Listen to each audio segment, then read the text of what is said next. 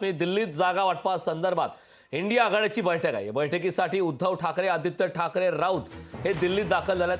महाविकास आघाडीतील तिढा असलेल्या जागांवर यामध्ये चर्चा होणार आहे। प्रामुख्याने सांगली लोकसभा मतदारसंघासंदर्भात सध्या महाविकास आघाडीमध्ये जोरदार मतभेद सुरू आहेत। याच एका जागेवरून खरं तर महाविकास आघाडीमध्ये तिढा निर्माण झाल्याचं सांगण्यात येतं आणि याच बाबतीत आता नेमक्या काय घडामोडी घडतात, काय सामंजस्य पद्धतीने चर्चा केली जाते हे पाहणं महत्त्वाचं आहे। उद्धव ठाकरे, आदित्य ठाकरे, राऊत दिल्लीत दाखल झालेले आहेत। जागा वाटपासंदर्भात इंडिया आघाडीची महत्त्वाची आज बैठक होणार आहे। या बैठकीमध्ये नेमक्या काय घडामोडी घडतात, खरं तर सांगलीच्या जागेसंदर्भात काय नेमकी मंथनी केली जाते हे पाहणं महत्त्वाचं आहे। सांगलीच्या जागेचा वाद हा वाढल्यानंतर आता कोल्हापूरमध्ये देखील शाहू महाराज यांचा प्रचार शिवसेनेच्या पदाधिकाऱ्यांकडून थांबवण्यात आला। ठाकरे यांच्याकडून हे देखील कळालं होतं। त्या बाबतीत नेमके पुढे काय घडामोडी घडतात हे पाहणं महत्त्वाचं आहे।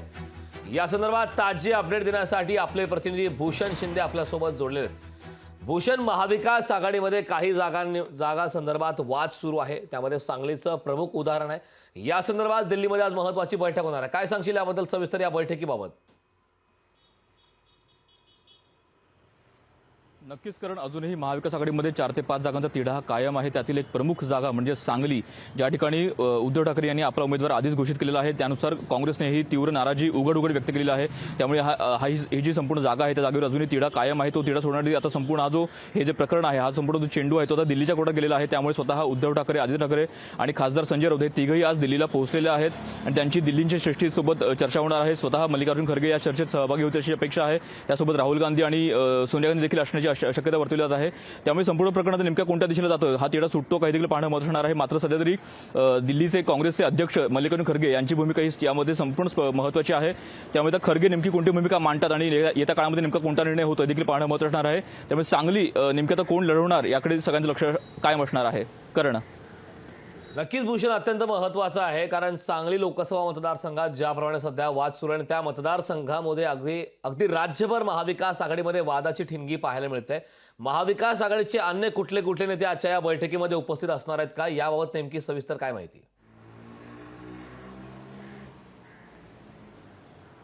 नक्कीच, कारण शिवसेनेकडून, शिवसेना ठाकरे गटाकडून उद्धव ठाकरे स्वतः जात आहेत, स्वतः आदित्य ठाकरे आहेत। त्यासोबतच खासदार संजय राऊत जे अनेक बैठकांमध्ये आपली प्रमुख भूमिका बजावतात ते देखील स्वतः उपस्थित आहेत।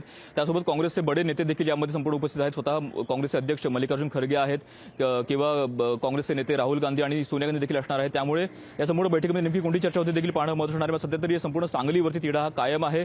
सांगलीमध्ये उद्धव ठाकरे यांनी चंद्रहार पाटील यांची उमेदवारी आधीच घोषित केलेली आहे। त्यावर काँग्रेसने तीव्र नाराजी व्यक्त केलेली आहे। काँग्रेसने उघड सांगितलेलं आहे की या संपूर्ण प्रकरणामध्ये सांगलीमध्ये ही मैत्रीपूर्ण लढत होऊ शकते। त्यामुळे काँग्रेस देखील आपला उमेदवार देणार का हे देखील पाहणं महत्त्वाचं असणार आहे। त्यामुळे संपूर्ण हे प्रकरण जे आहे सध्या ते आता दिल्लीच्या कोर्टात गेलेलं आहे। दिल्लीच्या मी तुला काही क्षणासाठी थांबवतोय। लोकशाही मराठी ऐका, पहा, जागरूक रहा।